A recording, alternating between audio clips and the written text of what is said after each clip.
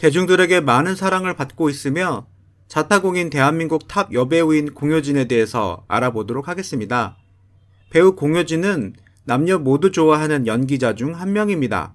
완벽한 미인상을 가진 여성은 아니지만 공효진만이 가지고 있는 매력과 개성이 있고 연기력 역시 뛰어나기 때문입니다.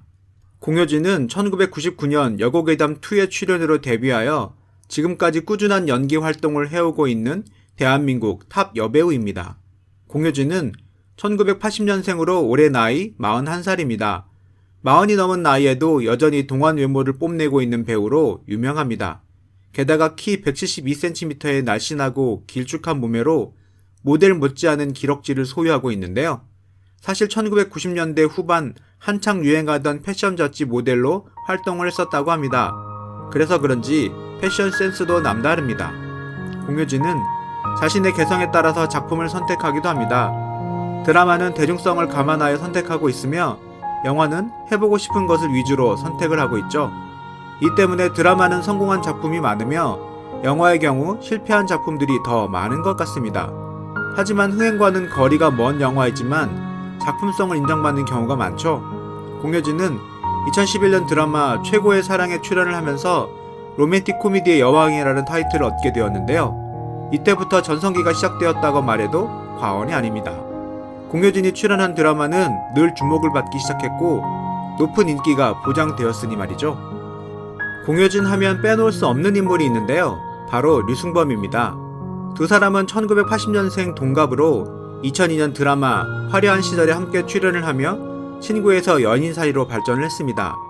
연예계 대표 커플로 2003년 잠시 결별을 하기도 했지만 2008년 다시 재결합하여 오랫동안 사랑을 키워갔죠. 오랜 공개 연애를 했기 때문에 공효진, 유승범 결혼 기사까지 나오기도 했었는데요. 둘이 커플이었던 시절에는 둘의 모습을 보면 항상 모델 커플 같다는 얘기가 많습니다. 공효진 못지않게 류승범도 굉장한 패션 센스를 가진 남자 배우로 유명하기 때문입니다. 하지만 안타깝게도 2012년 4월 결별을 하게 됩니다. 유승범과 헤어지자 해놓고 남보다 못한 사이는 아니고 서로 편하게 통화하고 챙겨주고 하면서 우리 둘 다 이 상황에 대해 위로하고 있다.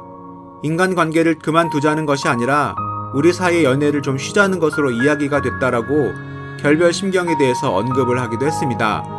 두 사람이 아직까지 결혼을 하지 않고 연애 소식이 역시 전해지지 않는데요. 두 사람이 결별했을 당시 한 네티즌은 이쯤 되면 결별이 아니라 이혼이 아닌가라는 반응이 나오기도 했죠. 잘 모르는 사람들은 실제로 공효진이 결혼을 했고 유승범과 이혼을 했다고 생각하는 사람들도 있는 것 같습니다. 공효진은 결혼을 하지 않은 미혼입니다. 공효진은 결혼 생각에 대해서 자신의 생각을 간단하게 언급하기도 했습니다. 엄지호는 결혼이라도 했지 나는 결혼도 안 했다. 결혼 생각은 있는데 어렵다. 공효진은 부동산 투자에도 공격적인 투자로 뛰어난 수익률을 내는 고수로 유명합니다. 공효진은 2013년 서울 용산구 한남동 건물을 37억 원에 매입하여 4년 후에 60억 8천만 원에 매도하였고 총 23억 원의 시세 차익을 거두었습니다. 과거 공효진은 고소득 대상 세무조사를 받고 있는 사실로 공효진의 건물 투자에 대중들의 관심이 쏠리고 있었으나 세금을 완납했고 아무런 문제가 없어 하나의 해프닝으로 마무리되었습니다. 또 다른 부동산은 서울 마포구 서교동 빌딩입니다. 노후주택 한 채를 63억 원에 사들여 지하 3층, 지상 6층짜리 상가로 신축하였고 현재 시세는 매입 당시의 금액의 2배인 130억가량 된다고 합니다. 공효진은 지난해 동백꽃 필 무렵이라는 드라마를 통하여 엄청난 인기를 끌었는데요. 실제 공효진을 보고 이름 대신 동백이라고 부르는 사람들이 상당히 많았죠. 공효진은 동백꽃 필 무렵으로 KBS 연기대상을 수상했으니 본인에게도 무척 의미있는 작품이 아니었을까 하는 생각이 듭니다. 10년에 한 번 만날까 말까 한 드라마였다. 작가, 대본, 배우들의 합까지 모든 것이 완벽했다. 동백을 연기하면서 얻은 것도 베푼 것도 많았다. 동백이로 살면서 에너지를 많이 충전했다. 나는 나를 믿어요라는 동백이 대사 덕분에 제가 사는 방식에 대한 믿음이 강해졌다. 또 제가 시청자들에게 큰 위로를 줬다는 실감이 났다.